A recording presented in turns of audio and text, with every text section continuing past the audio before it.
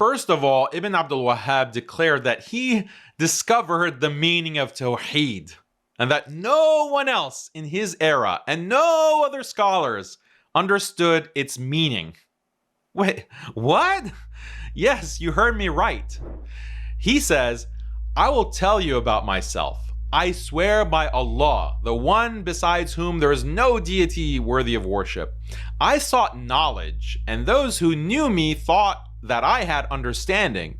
But at that time, I did not know the meaning of La ilaha illallah, nor did I know the religion of Islam before this blessing that Allah bestowed on me. Likewise, none of my teachers knew it. Whoever among the scholars of Al-Adid claims that they knew the meaning of La ilaha illallah or understood the meaning of Islam before this time, or whoever claims that one of their teachers knew it, has lied, fabricated, deceived the people, and praised themselves for something they do not possess. Imagine how arrogant you have to be to think that no one in the world understands La ilaha illallah or understands Islam until you come along. But Ibn Abdul Wahhab swears by Allah that this is the case for him.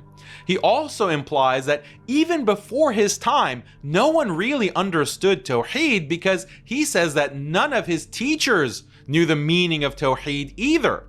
Remember, Ibn Abdul Wahhab's teachers were in cities like Mecca and Medina. So he's saying that the scholars in Mecca and Medina also didn't understand La ilaha illallah. Furthermore, if he thought that his own teachers were ignorant in knowing the Shahada, i.e. scholars who were Hanbalis like him and were equally opposed to Istighatha like him and saint veneration like him, what do you think he thought of non-Hanbalis outside of his region, scholars in the rest of the Muslim world? He thought they were even more ignorant. This is why he says, this shirk that Allah has mentioned has today spread across the eastern and western parts of the earth, except for the estranged ghuraba mentioned in the hadith, and they are very few in number. He also says, indeed, Islam today is estranged, gharib, and most people cannot distinguish between it and disbelief. This is the kind of ruin from which there is no hope of success. As far as Ibn Abdul Wahhab is concerned, the entire globe, from east to west, from Muslim lands to non-Muslim lands, is drowning in shirk. But thankfully, he's that sole beacon of light who actually understands Tawheed, who can bring guidance to the whole world. Now, Wahhabi apologists will claim that I am uncharitably reading Ibn Abdul Wahhab's statement, but consider the words of Abdurrahman ibn Hassan. Abdurrahman was the grandson of Ibn Abdul Wahhab and was the highest ranking Wahhabi religious authority during his lifetime. He was raised and educated directly by Ibn Abdul Wahhab and wrote the first commentary of Ibn Abdul Wahhab's Kitab al-Tawheed, known as Fath al-Majid. Abdurrahman says, around the 10th century and beyond, there was no one among the scholars who spoke about Tawheed, called to it, recognized this shirk, or prohibited it until Allah raised up Sheikh Muhammad ibn Abdul Wahhab. Listen closely. He's saying there was not a single scholar anywhere in the world who spoke about Tawheed and shirk until Allah blessed all of creation with Ibn Abdul Wahhab. Abdurrahman continues, Ibn Abdul Wahhab traveled to Basra, then to Ahsa and the two holy cities, Mecca and Medina, hoping to find someone who could help him with what he had understood of the religion of Islam. However, he found no one. All of them approved the customs and practices that most people followed in these later centuries up until the middle of the 12th century, meaning after Ibn Abdul Wahhab came to teach them.